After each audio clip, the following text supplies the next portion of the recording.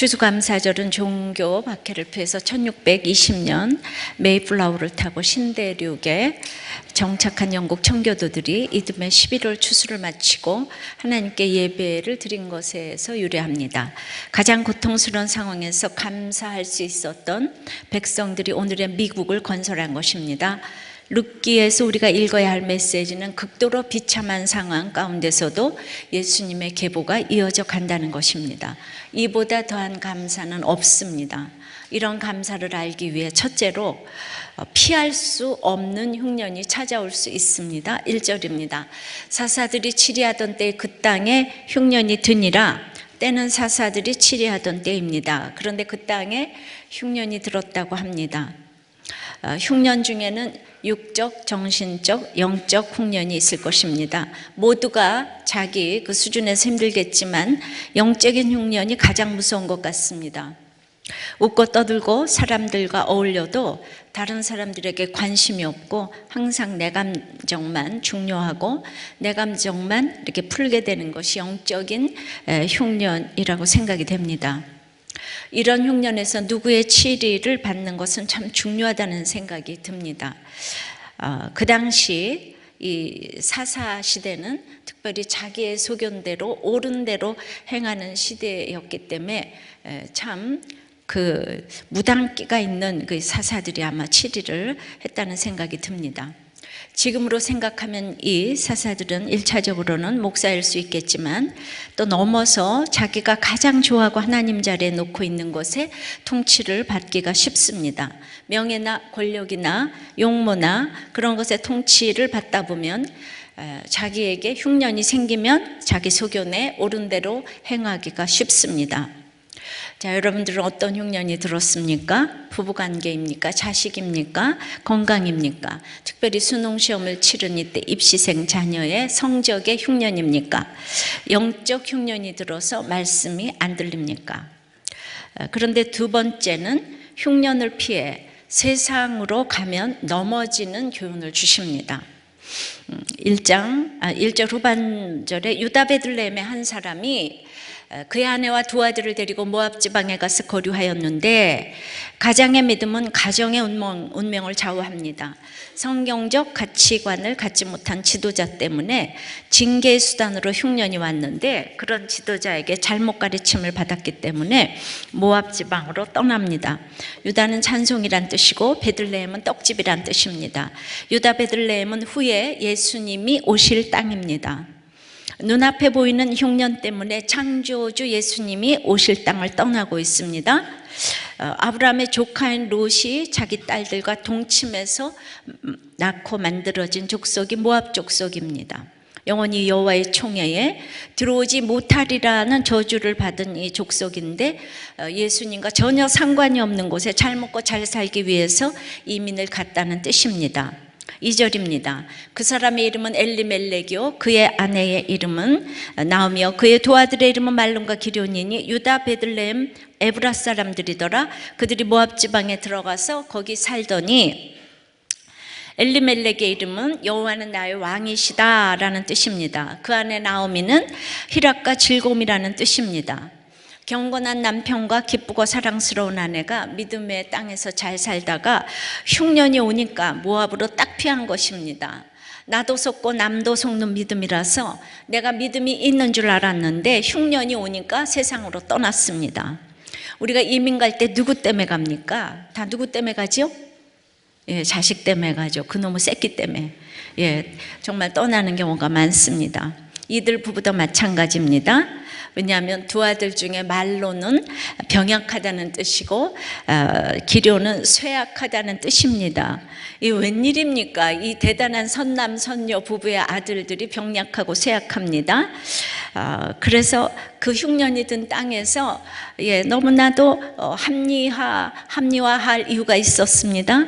자식 문제 앞에서는 장사가 없습니다.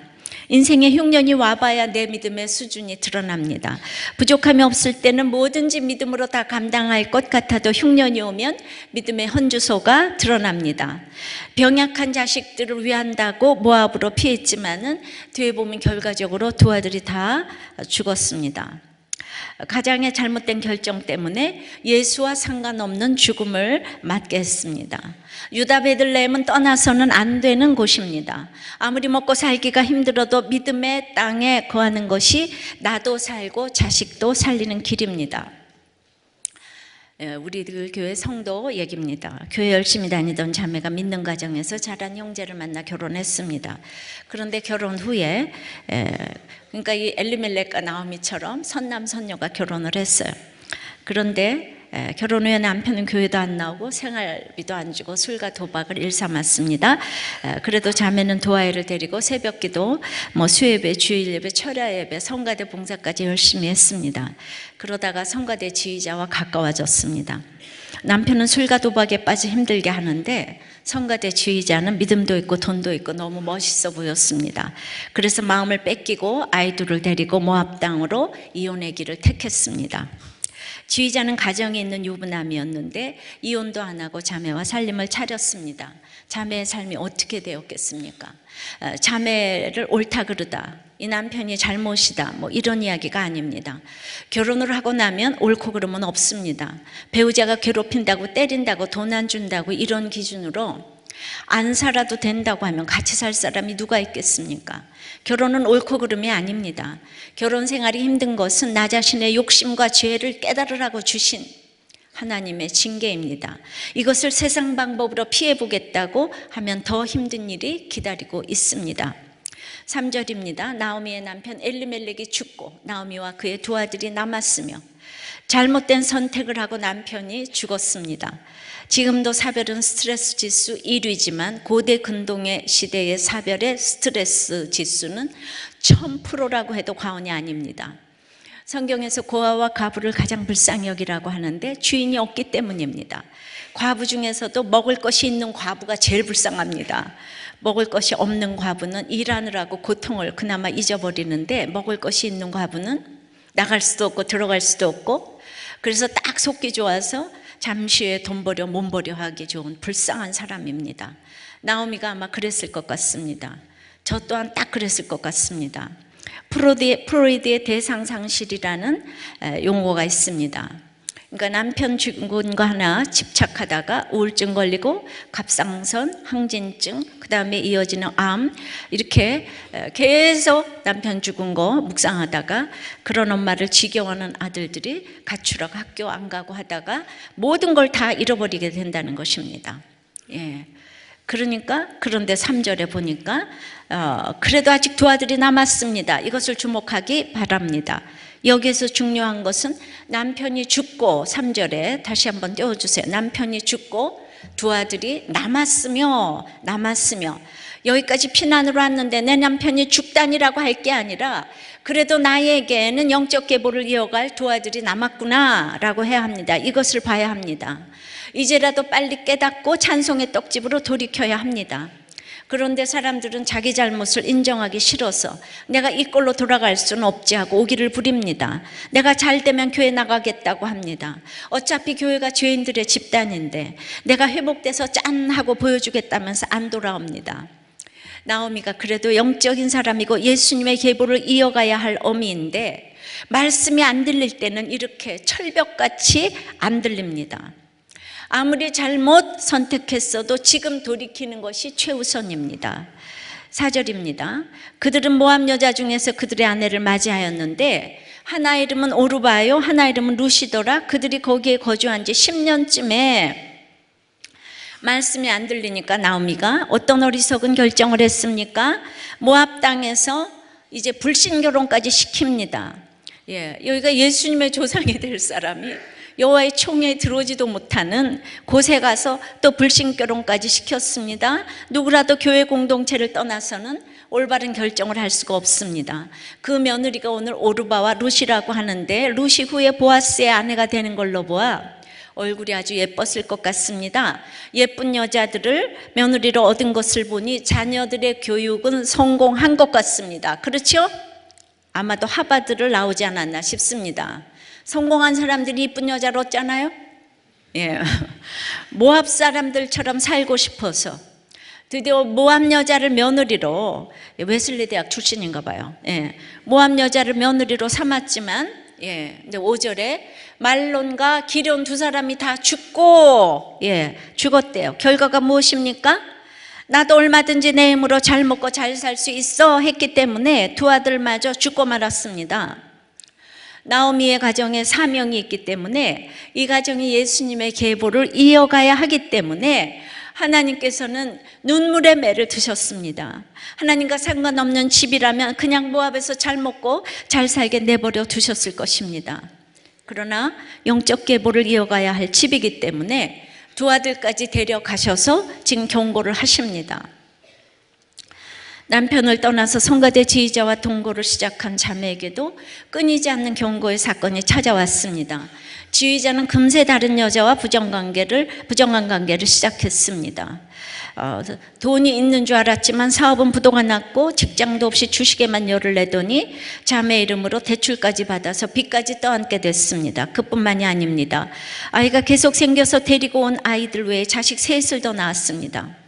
지휘자가 부인과 이혼을 안 한 상태였으니 호적에도 올리지 못하는 사생아를 셋이나 낳은 것입니다. 그리고 다섯째로 태어난 아이는 뇌수막염을 앓다가 먹고 자고 배설하는 것만 하는 중증 장애인이 되었습니다. 대출을 받아서 주식으로 날린 빚에 아이 병원비에 카드빚에 전세금도 다 없애고 자매와 아이들은 오갈 데 없는 처지가 되었습니다. 어느 지체의 배려로 겨우 비닐하우스 한 칸을 얻어서 거기에 들어가 살았습니다. 상황이 그렇게 되니까 지휘자는 본부인에게로 돌아갔습니다. 이 기막힌 상황에서 자매는 살기 위해 말씀을 들으러 왔습니다. 큐티 모임에 왔습니다. 하지만 말씀을 들을 때는 남자를 끊겠다고 했다가 조금 지나서 자기 연민에 빠지면 또 다시 남자를 만나서 또 임신을 하고 6째 아이를 낳았습니다. 흉년도 이런 흉년이 또 있겠습니까? 처음 결혼했던 남편이 돈을 안 주건 술을 마시건 그냥 두 아이들을 데리고 살았다면 이렇게까지는 안 되었을 것입니다. 가정을 지켰다고 할 말이라도 있었을 것입니다.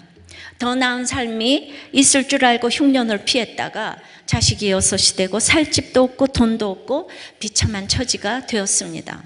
자매가 이상합니까? 선남선녀인 사람들이 이런 일을 저지릅니다. 외롭고 힘든 처지에 있어 본 사람이라면 사람을 끊지 못하고 중독을 끊지 못하는 그 심정이 조금이라도 이해될 것입니다. 어떻게 멀쩡한 사람들이 이럴 수 있는가 생각하십니까? 100번, 1000번 그럴 수 있습니다.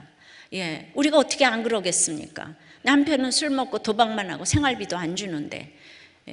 그래서 저는 교회에서 단호하게 가르칩니다. 시간이 늦고 위험하고 길이 멀고 어쩌고 저쩌고 해도 부부가 아닌 남녀는 같은 차에 타면 안 됩니다. 저녁이 아니라 아침 점심 시간이라도 단둘이 만나면 안 됩니다. 돈 관계도 마찬가지입니다. 10,000원, 20,000원도 꾸거나 빌려주지 마세요. 적은 돈일수록 잊어먹기 쉽기 때문에 오해가 쌓입니다. 10,000원을 꾼 다음에 다 잊어버립니다. 자, 누가 서운하다고 하거든 목사가 절대로 안 된다고 가르쳤기 때문에 우리는 꿔주거나 또 꿔달라고 한 사람 전부 치리를 합니다. 그래서 이 목사한테 다 모든 걸 넘기시고 어쩔 수 없다고 하시기 바랍니다. 근데 이거 우리들 교회 방침인데 이거를 1년 된 분도 한 번도 못 들었다고 이러는 분이 계셔서 이번에도 어떤 사고가 터졌습니다. 교회라고 방심해서는 안 됩니다. 마음 맞는 사람끼리 이런 표현은 믿음 없는 사람끼리와 똑같은 말입니다. 말씀이 안 들리니까 등산 모임, 운동 모임에서 기쁨을 느끼는 것입니다. 우리들 교회는 목장이 있기 때문에 다른 동아리는 허락하지 않습니다. 마음 맞는 사람끼리 모이는 것보다 더 즐거운 것이 믿음 맞는 사람끼리 모이는 보혈의 공동체입니다. 조금이라도 인간적인 것은 아예 잘라내야 합니다. 적용해 보세요. 여러분은 흉년에 어디를 찾아가고 있습니까?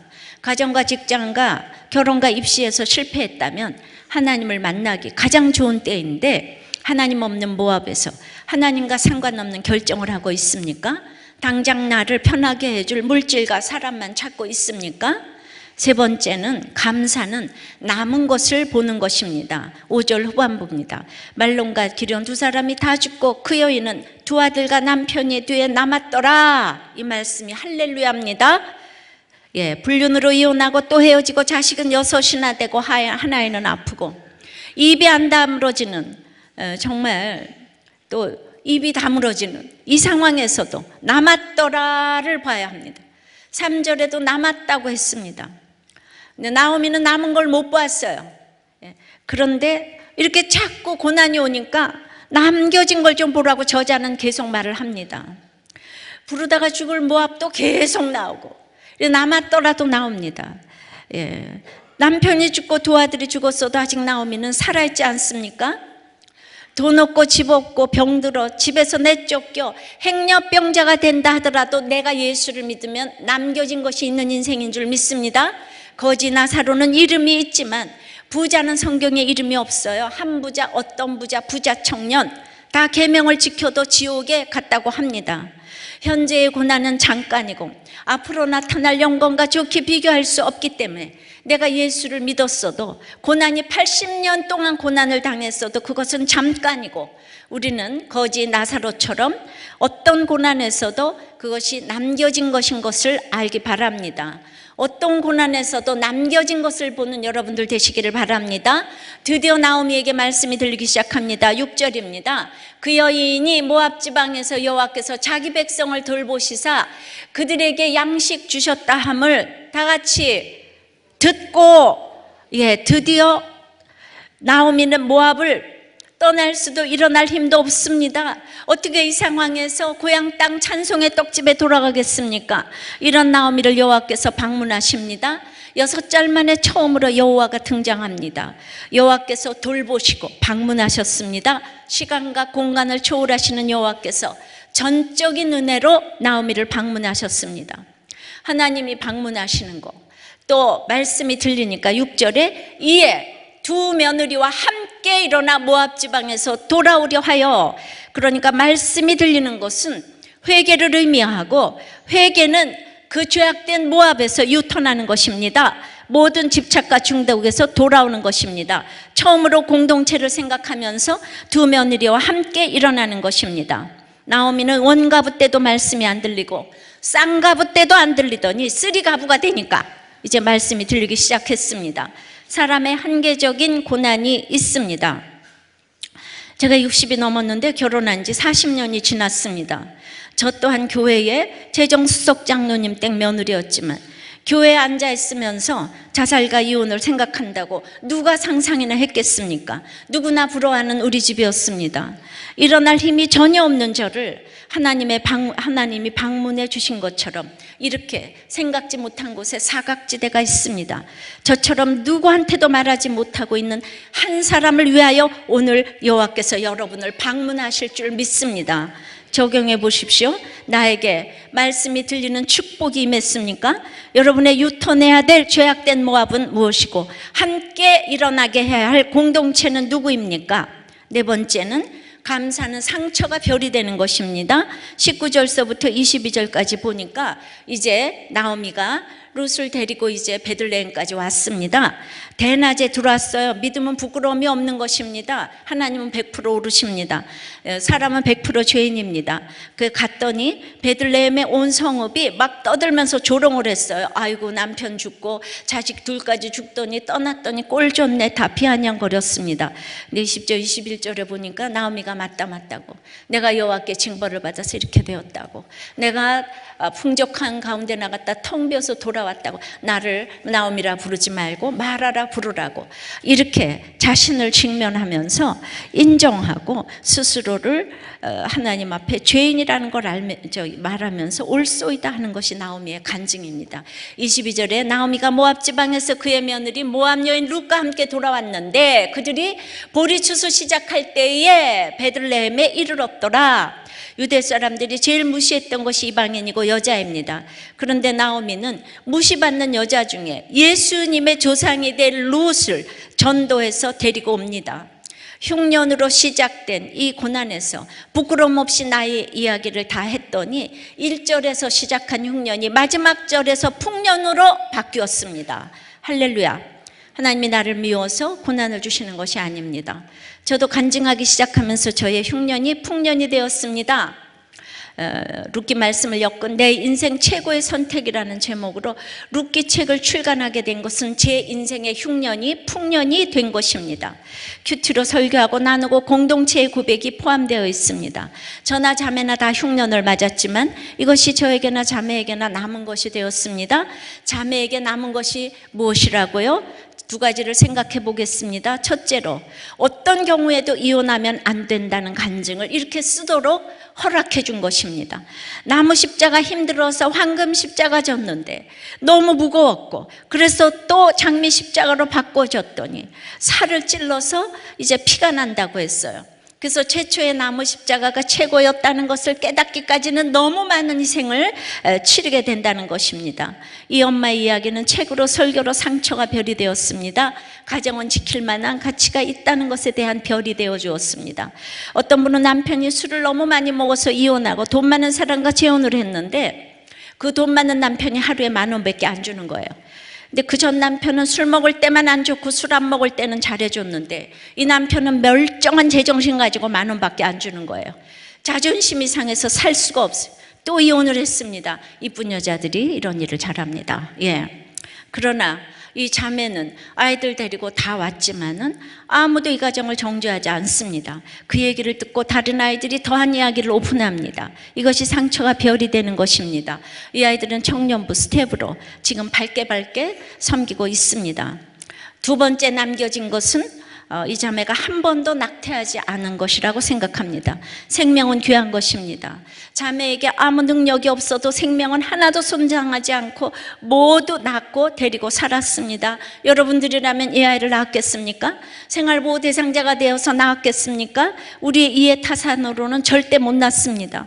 앞뒤를 생각하지 못해서 지휘자와 그런 관계에 빠졌지만은 하나님은 그 자매를 사용하셔서 하나도 생명을 해하지 않게 하셨습니다. 저는 하나님께서 생명을 해하지 않은 그 남겨진 것 때문에 우리들 교회로 보내서 축복을 하신다고 생각을 합니다. 이 아이들이 정말 귀하게 되어서 앞으로 믿음의 연골로 자라게 될 것을 믿습니다. 적용해 보십시오. 물질적, 정신적, 육적인 흉년에서 나에게 남은 것은 무엇입니까? 우리는 유다 베들레헴 에브라 사람이기 때문에 예수 떠나서 살 수 없는 사람이기 때문에 지금 흉년으로 눈물의 매를 때리시는 하나님의 사랑을 깨달으십니까? 나에게 남겨진 하나님의 사명이 있음을 알고 있습니까? 여러분의 상처가 별이 되고 있습니까? 제 이야기를 잠깐 하겠습니다. 저도 오늘 말씀처럼 선남선녀로 장로님 가정에서 장로님 가정으로 결혼을 했습니다. 4대째 모태신앙이고 교회에서 10년 동안 반주를 했습니다. 완전 나옴입니다. 아버님이 6.25 때 북에서 오셨는데 토건업을 하셔서 돈을 버셨어요. 어머니는 아들을 낳으시려고 온 교회를 섬기시고 목사님을 지극정성으로 섬기셨습니다. 드디어 목사님께서 감복하시고 드디어 아들 이름 하나를 점지해 주셨는데 김양재라는 이름을 점지해 주셔서 우리 어머니는 의과대학 부속병원에 날 잡아서 파란 유통, 파란 욕조 다 준비해서 스탠바에 들어갔는데 하늘도 무심하시지 제가 나왔습니다. 우리 어머니의 해달별이 떨어진 사건입니다. 어머니는 이해가 안 되셨습니다. 어머니는 저를 낳자마자 안 보셨어요. 저를 안 돌보셨어요. 그렇게 3년여를 헤매시다가 그때 완전히 나오미처럼 유턴을 하시고 서울에 오셔서 이 부자 동네 장충동에 둥지를 틀면서 그때부터 엄마는 교회 화장실 청소만 하셨습니다. 재래식이었습니다. 아무리 빨아도 똥내가 배인 이 몸빼 바지를 입으시고 직분 없이 새벽기도 열심히 다니시면서 교회의 예수에 완전히 미치셨습니다. 교양 있는 봉사는 안 하시고, 왜냐하면 우리 엄마는 굉장히 최고 학부를 나온 똑똑하신 분이기 때문에 꼭 이런 거 하셔야 될 것 같은데 남의 집 빨래 해주시고 똥내 나는 화장실 청소하시고 일주일 내내 교회에서 사시고 떡해놓고 예배만 드렸어요. 그때는 중학교부터 입시 지옥이 치열했는데 그래서 그 동네는 모두가 다 유치원을 보냈습니다. 제가 시골에 살았던 것도 아닌데 우리 어머니 당연히 저를 유치원도 안 보냈습니다. 책가방도 옷도 딸해서 내려오니까 다 언니들이 쓰던 거 허름한 거 쓰다가 버린 것만 입고 쓰고 얼마나 제가 상처가 되었겠습니까? 상대적인 빈곤감이 컸습니다. 저는 기억 니은도 모르고 1, 2, 3도 모르고 당연히 초등학교 들어가서 성적은 아름다울 미자 어질량자로 모두 도배가 되었습니다. 내 나이 9살에 나를 돌봐주는 사람이 아무도 없구나를 깨닫게 되면서 제가 9살에 정신연령 30살이 되었습니다. 그렇게 자립심이 생겨서 그때부터 공부를 했는데 저는 이화여중에 들어갔습니다. 이화여중에 들어가면 엄마가 기뻐하는가? 우리 엄마가 이런 말 한 거 기억납니다. 공부 잘하면 뭐 하겠네? 사도 바울처럼 고난만 많아야. 뭐 이런 얘기만 그거를 축하한다고 이제 해주십니다.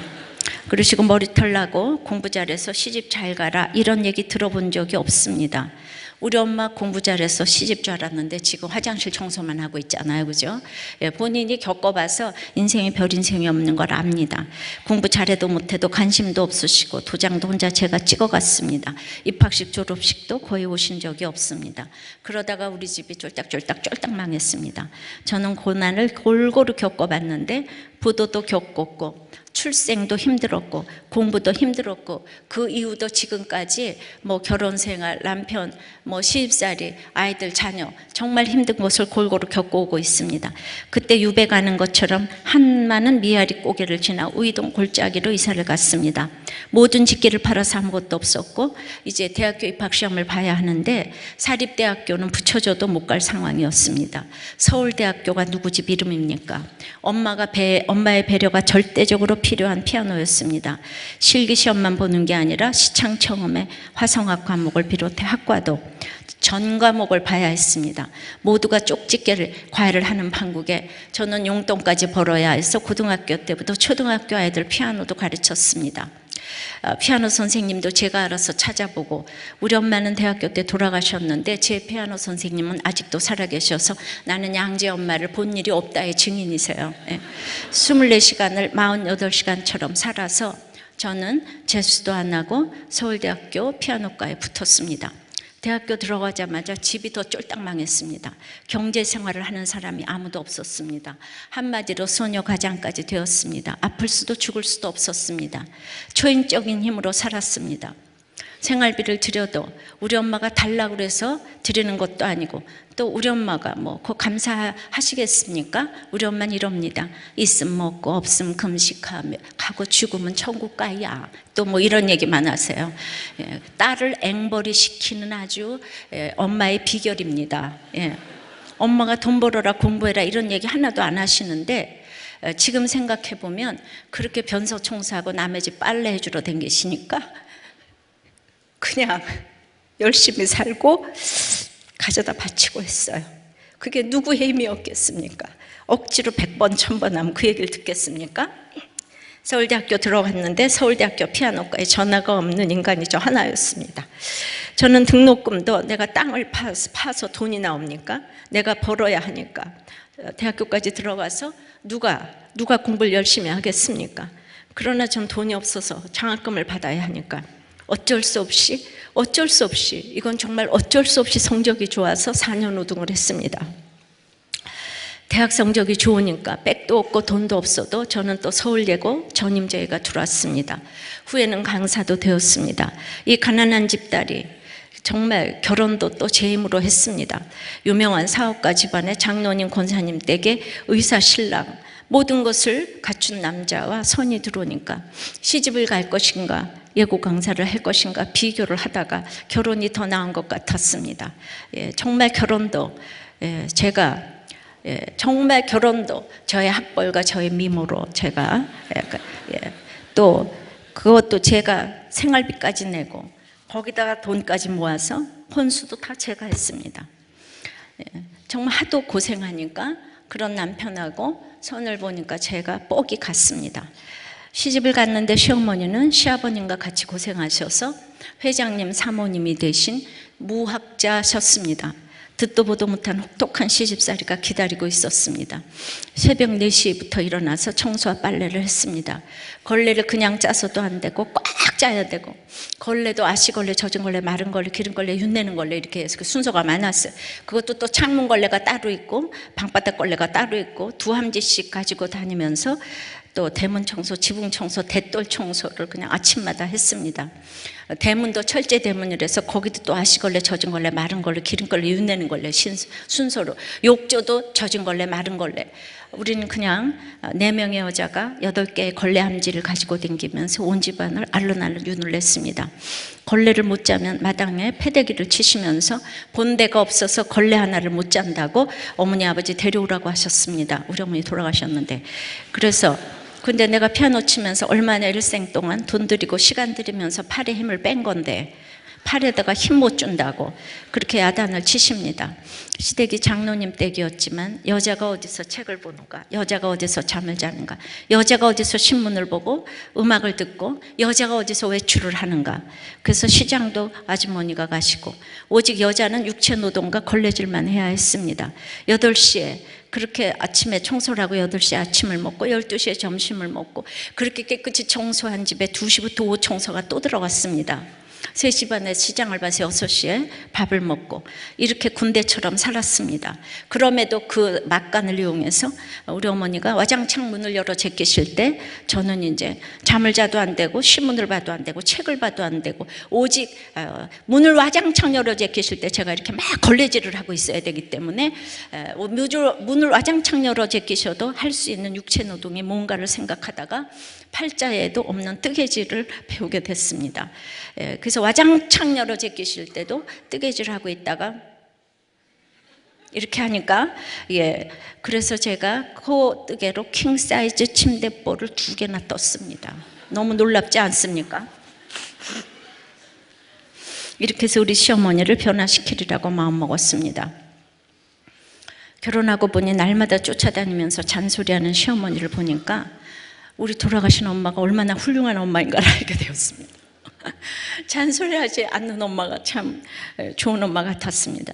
저는 찢어지게 가난한 것을 경험했는데 결혼해서 그 인간관계에 비하면 가난은 아무것도 아니었습니다. 아줌마 둘과 시어머니 3모학역자와 한 고학역자가 하루 종일 4시부터 같이 사는데 하루 종일 하는 대화가 멸치에 똥이 붙었다 안 붙었다, 이것 때문에 저 또 본대가 없어서 멸치 하나를 제대로 못 단다. 제가 99가지 잘하는데 그 한 가지 잘 못하는 거 가지고 끊임없이 아침부터 저녁까지 야단을 맞았습니다. 그리고 저는 또 바보 같아서 길도 잘 모르고 전기 제품도 잘 못 만지니까 모두가 아줌마와 이 또 어머니와 남편이 저보고 계속 대학교 나온 거 맞냐고 10년을 그렇게 들어대니까 세뇌가 돼서 나도 나중에는 내가 대학교 나온 거 맞는가, 못하는 것만 10년 동안 그렇게 읊어대면서 못한다고 하니까, 그리고 바보라는 얘기를 들으니까 저절로 그렇게 저도 되었습니다. 남편이 1년에 한 번 독주회를 열어주고 내 눈에 눈물이 안 나게 해준다고 했는데 왜 약속을 안 지키냐고 했더니 그걸 믿었냐 뭐 이러더라고요. 친정의 경조사에는 거의 참석을 못했습니다. 어쩌다가 친정에 공중전화를 하면 친정아버지는 또 이렇게 이야기합니다. 하십니다. 안지를 많고 서울에만 서고 밥만 먹여줘도 고맙디, 내일에 서울대학 나와서 교만해서 그렇다고 전화를 딱 끊으십니다. 이 세상에 아무도 내 편이 없었습니다. 저는 너무도 외로웠습니다. 사람은 외로워서 죽습니다. 물론 그런 경험들은 지금 교회하면서 도움이 되고 있습니다. 저는 교회도 누구도 저랑 접선하면 안 됩니다. 교회 주일 예배 외에는 아무 예배도 나갈 수가 없었습니다. 그러나 그때는 해석이 안 되고 이제 그래서 제가 어디서부터 잘못됐는지 회개를 해야 되는데 제가 뭘 회개를 해야 될까요? 나는 착하고 믿음이고 좋고 공부 잘하고 예의 바르고 상냥하고 소녀과장이고 2년이 지나도 나는 착하고 공부 잘하고 예의 바르고 상냥하고 소녀과장, 3년이 지나도 회개할 게 없습니다. 여러분들 제가 뭘 회개해야 될까요? 또 나는 착하고 공부 잘하고 3천만 명 중에서 나 같은 며느리는 1명이야. 그렇게 저는 무엇을 회개해야 할지 생각이 안 났습니다. 평생 교회를 다녔는데 어디서부터 잘못됐는지 몰랐습니다. 그러나 악어 비늘 속에 기생하는 물고기처럼 너무나도 제 인생이 비굴했습니다.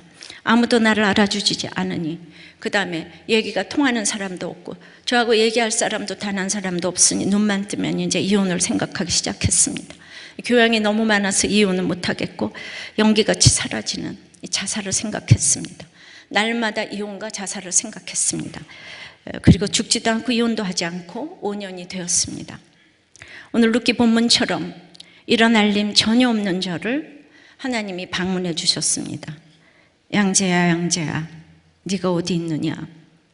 하나님이 어떻게 방문을 해 주셨는가 하면, 제가 그렇게 땅끝까지 내려가고 또 내려가니, 그리고 저는 오늘 아까 자매도 저렇게 예쁘고 스튜어디스까지 했는데 저분이 자존감이 아주 약해요. 그래서 그 남편하고 살면서도 큰 소리를 못 치는 것처럼 저도 정말 그렇게 무조건적인 사랑, 이 태어나면서부터 제가 환영받지 못한 출생이다 보니까 겉으로는 안 그렇게 보이는데 그렇게 무서웠어요. 남편도 무섭고 어머니도 무섭고 다 무서웠어요. 그러니까 그 생활을 제가 그렇게 하고 있다가 너무나 땅끝까지 내려가니까 처음으로 저희 친정어머니 생각이 났습니다. 어렸을 때부터 엄마는 생각도 하기 싫었습니다. 엄마랑 놀러 간 적도 없고 등록금을 해준 적도 없고 나에게 전혀 도움이 안 되었던 이 우리 엄마, 그래서 생각조차 나지 않았는데 그 저희 엄마가 새벽기도 마치고 그냥 그 교회 앞에서 교통사고로 그 자리에서 돌아가셨습니다. 그리고 아직도 그 범인을 못 잡았어요. 정말 하나님이 이상도 하다고, 그리고 완전히 내 기억 속에서 지웠습니다. 그런데 그 엄마가 생각이 났습니다. 우리 엄마가 똑똑한 엄마잖아요. 우리 엄마는 목사님 설교 노트를 다 설교를 다 노트해서 주일 설교, 수요 설교, 무슨 부흥회 설교, 대학 노트로 수십 권이 있었습니다. 우리가 좁은 집으로 이사를 갔는데 나중에 이게 우리에게 무슨 소용이 되겠는가 해서 아무런 가책도 없이 그 설교 노트를 다 쓰레기통에 버려버렸습니다. 우리 다 좋고 착하고 성가대 봉사도 하고 공부도 잘하고 열심히 살았지만은 아무 양심의 가책도 없이 쓰레기통에 버렸습니다. 그리고 까맣게 잊어버렸습니다. 그런데 지금 제가 목사가 되고 나서 가장 중요한 유산을 꼽으라고 하면 그 엄마의 설교 노트 아니겠습니까? 60여 년 전에는 어떤 부흥회에 어떤 주제를 가지고 설교를 하셨는지, 그 유명한 교회 유명한 목사님들의 그 설교가 그렇게 빼곡 적혀져 있는데, 새벽기도, 주일 예배, 수요 예배. 그런데 진짜 중요한 유산을 볼 눈이 없으니까 이제 그것을 가책도 없이 버려버린 것입니다. 사람의 계획하는 바가 어려서부터 악함이라고 창세기 8장 21절에 했는데, 저는 이제 학교를 갈 때 엄마가 이제 기도를 마치고 오십니다. 그 엄마가 똥내나는 문빼바지를 그 입은 엄마를 보면 친구하고 가다가 제가 돌아서 모른 척하고 그렇게 피해 갔어요. 문빼바지 입고 있는 엄마에게서 똥내가 나는데 제가 창피하지 않겠습니까? 제가 시골에서 사는 것도 아닌데 당신 몸으로 낳은 딸도 그 초라한 외모를 보고 엄마를 아주 무시했습니다. 예수님의 인생을 통해서도 알 수 있습니다. 예수님이 유대인의 구세주로 오셨는데 유대인들이 너무 잘났어요. 예수님이 목수의 아들, 그리고 처녀 마리아의 아들이잖아요. 믿음이 없으면 사생아로 보이잖아요. 인정할 수가 없는 것입니다. 얼마나 분하면 예수님을 십자가에 죽였겠어요. 예수님을 믿으려면 이렇게 우리 어머니같이 믿어야 하지 않겠습니까? 그러나 세상은 이런 엄마를 무시해요. 예수를 잘 믿는 사람을 이 세상은 다 무시하는 것을 저는 어렸을 때부터 너무나도 처절하게 보고 겪었어요. 그래서 제가 지금 무시를 받아도 정말 나는 엄마 발바닥도 못 따라가는데 당연히 이렇게 무시를 받아야 된다는 생각을 하게 되는 것 같습니다. 내가 진짜 믿음이 있는 엄마를 알아주지 못했는데 내가 바닥으로 내려가니 엄마도 어떻게 그렇게 살았는가 하는 소중함이 깨달아졌습니다. 내가 엄마 믿음을 발바닥도 못 따라가는데 시댁에서 나는 당연히, 내가 엄마도 무시했는데 시댁에서 이렇게 무시를 받는 것은 너무나 당연한 것이구나라는 생각이 들기 시작했습니다. 누가복음 16장에 보면 예수님이 불의한 청지기 비유를 드시면서 예수님이 바리새인들에게 재물과 하나님을 겸하여 섬길 수가 없다고 말씀을 하십니다. 그런데 바리새인들은 돈을 좋아하는지라 예수님의 말씀을 비웃었더라 하는 말씀이 나옵니다. 그 자기를 스스로를 옳게 여기고 사람들에게 높임을 받고자 하는 것이 하나님께서는 미워하시는 것이라 말씀이 나옵니다. 제가 딱 바리새인입니다. 저 모범생입니다. 돈을 좋아해서 모범생 바리새인이 예수님의 말씀을 비웃어서 깨닫지를 못합니다. 이혼할 생각을 하고 죽을 생각을 해도 평생 교회를 다녔어도 제가 말씀을 보지 못했습니다. 말씀이 무슨 말인지 하나도 못 깨달았습니다. 가만히 생각을 해보니까 저는 사명 때문에 공부하고 사명 때문에 피아노 치고 사명 때문에 결혼을 한 것이 아니었습니다. 야망 때문에 공부하고 야망 때문에 피아노 치고 야망 때문에 결혼을 했습니다. 쉽게 말해서 돈이 좋아서 모든 것을 행했던 것입니다. 그리고는 스스로를 옳게 여기고 사람들에게 높임을 받고자 하는 것이 제 우상이었습니다. 얼마나 제가 사람들에게 인정받는 게 우상이었는지 모릅니다. 제가 얼마나 사람들에게 인정을 받았으면 이 가난한 집 딸에게 피아노를 그냥 가르쳐 줬겠어요. 이렇게 백도 하나도 없는 저를 어떻게 서울예고 강사로 뽑을 수가 있겠습니까? 인간관계를 너무 잘했고 여기저기서 무조건 저를 인정해주는, 거기에 저는 병이 걸렸어요. 근데 시집을 가니까 모든 것이 드러났어요. 아무리 내가 모든 것을 다 동원해 보아도 아무것도 안 통했습니다. 전 실력이 하나도 없었어요. 내가 사는 게 너무나 핍절해서 그냥 부잣집으로 피난 간 것이에요. 그 당시 남편이 기사를 데리고 선보러 나오니까 그냥 제가 혹했습니다. 겉으로 모든 것을 갖추고 있었지만 저만 아는 게 있었습니다. 믿음보다는 그냥 갖춘 것이 좋았습니다. 인정할 수밖에 없었습니다. 저의 살아온 날의 결론이었습니다. 우리 어머니가 이름도 없이 빚도 없이 섬겼기 때문에 지나서 보니까 들어가기도 그 힘든 학교를 과외도 안 한 우리 딸들이 들어간 것은 지금 훗날에 이렇게 쓰시기 위하여서 하나님이 여자 목사를 무시하니까 이 서울대학이라도 들어가라고 도저히 있을 수 없는 기적처럼 제가 이렇게 들어간 것이에요. 하나님이 나를 방문해 주시니까 회개의 역사가 일어났습니다. 제가 참고 고쳐보려고 하는 것이 얼마나 어머니와 남편의 인격을 무시하는지를 깨닫게 되었습니다. 저를 먼저 만나주신 것일 뿐이지 인간의 노력과 하나님이 이제 남편도 이제 시대 상황의 피해자일 뿐이지 하나님의 때에 만나주실 것인데 기다리고 눈물을 흘리며 기도하는 일밖에 없는 것을 이제 깨닫고 기도하게 되니 이제 남편과 어머니는 후에 구원이 되었습니다. 제가 살아오면서 가장 자랑하고 싶은 한 가지를 꼽으라고 하면 서울대 간 것도 아니고 서울예고 강사 된 것도 아니고 가정을 지킨 것입니다. 가정을 지키기 위해서 한 노력은 그 서울대 가기 위해서 한 노력에 비하면은 제가 이제 1000만 배, 좀 과장해서 1000만 배의 노력을 했다고 할 수 있습니다. 그것은 인간의 노력과 하나님이 힘주시는 노력은 그렇게 비교할 수 없는 그 노력을 할 수 있도록 힘을 주셨어요. 저는 그 당시에 저는 미모도 있고 능력도 다 있었어요. 제가 걸레질만 하기에는 너무나 아까운 저였습니다. 그러나 저는 그 후에도 그리고 저는 13년 동안 문박 출입을 제대로 못했습니다. 저는 성경을 은혜 받으려고 읽은 게 아니고 저는 이제 죽지 않고 살으려고 그렇게 성경을 읽었습니다. 저는 저에게 가정을 지킨 것 때문에 노벨상을 주고 싶습니다. 이 이야기를 하기 위해서 간증을 한 것입니다. 가정은 지킬 만한 가치가 있는 것입니다. 가정을 지켰기 때문에 하나님이 저를 쓰시는 것입니다. 자녀들에게 줄 최고의 혼수와 예단은 더럽히지 않은 호적 등본이라고 할 수 있습니다. 이것은 물론 하나님이 해주신 것입니다. 내가 똑똑한 것이 아닙니다. 훗날에 이렇게 쓰시려고 주님을 만나게 해주셨습니다.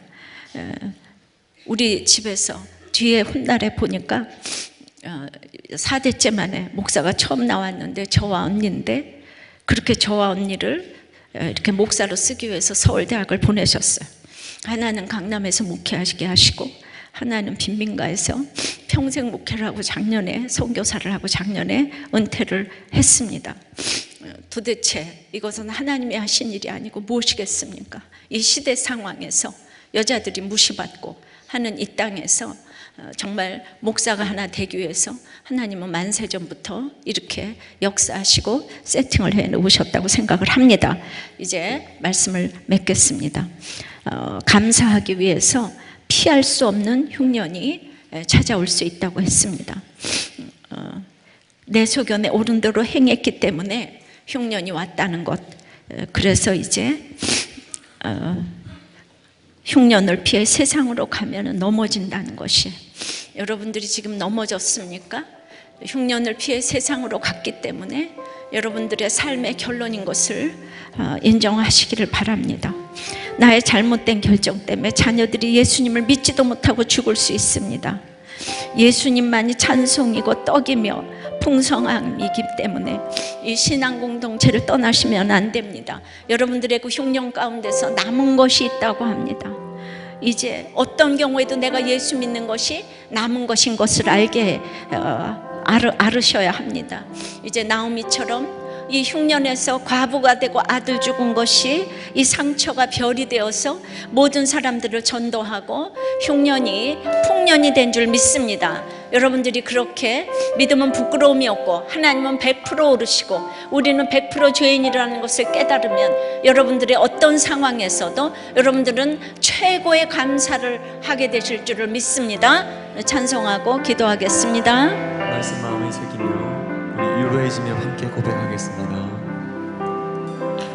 나의 영혼 연약하여 지치고 근심 속에 내 마음 눌릴 때 주 오셔서 나와 함께 하시기 잠잠하게 나 기다립니다. 주님의 손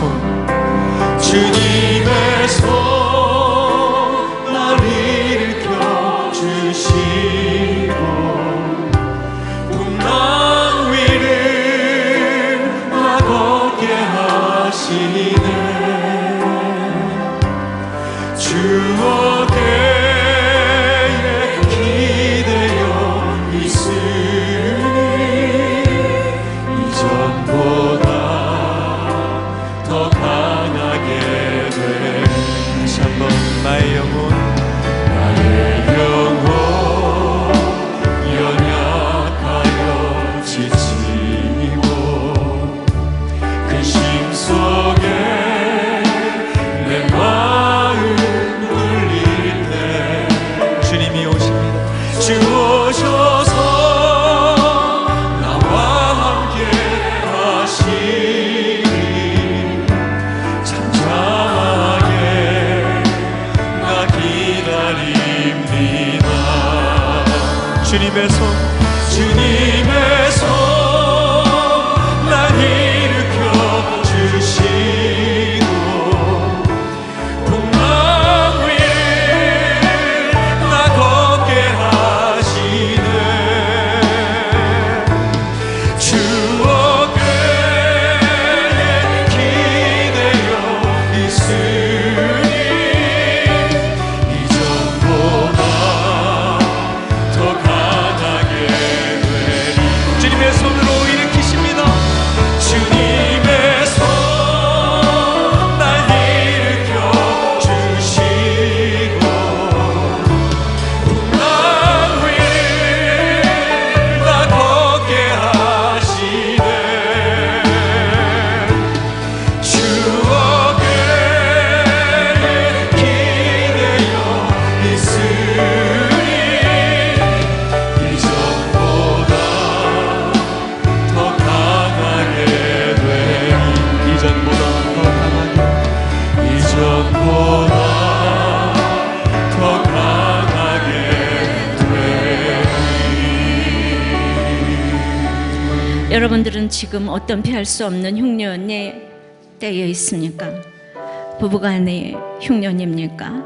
자식의 흉년입니까? 경제생활의 흉년입니까? 질병의 흉년입니까? 이제 내 소견에 옳은 대로 행했기 때문에 흉년이 온 것을 회개하시기를 바랍니다. 그렇다고 이제 세상으로 가면은 넘어진다고 합니다. 내 잘못된 결정 때문에 온 식구들이 예수님을 믿지도 못하고 죽을 수가 있습니다. 우리가 이제 이 신앙 공동체에 들어오며 떠나지 않게 해달라고 기도하시고 나의 죄를 깨달으라고 주신 흉년에서 세상 방법으로 피하지 않게 해달라고 기도하시고 내가 어떤 흉년에서도 남은 것이 있는 것을 보게 해달라고 이제 내 고난에서 사명을 찾게 해달라고 상처가 별이 되게 해달라고 다 같이 기도하겠습니다. 아버지 하나님, 제가 그렇게 착하게 산 것 같지만 저도 모르는 사이에 세상 성공의 통치를 받고 있었다고 생각하지 않을 수 없습니다. 너무나 오랫동안 고생을 하다 보니까 모압 같은 곳에 가고 싶었습니다. 겉으로는 장로님, 권사님 댁이었지만 돈이 좋아서 이 세상 야망을 따라서 모압 땅에 불신결혼을 했다고 고백할 수밖에 없습니다. 하나님은 제게 너무도 혹독한 책임을 물으셨습니다. 그러나 이 말할 수 없는 흉년 가운데도 이 동네 나는 어머니의 몸빼바지를 생각하게 하셔서 저를 너무나 사랑하신 하나님이 저에게 남겨진 것을 보게 하시고 말씀이 들리는 축복을 허락하셨습니다. 양재야, 양재야, 네가 어디 있느냐? 제가 얼마나 뼛속 깊은 죄인인지, 얼마나 교만한지, 얼마나 가증한지 제 모습을 보게 하시고 일어날 힘이 전혀 없는 저를 일으켜 주셨습니다.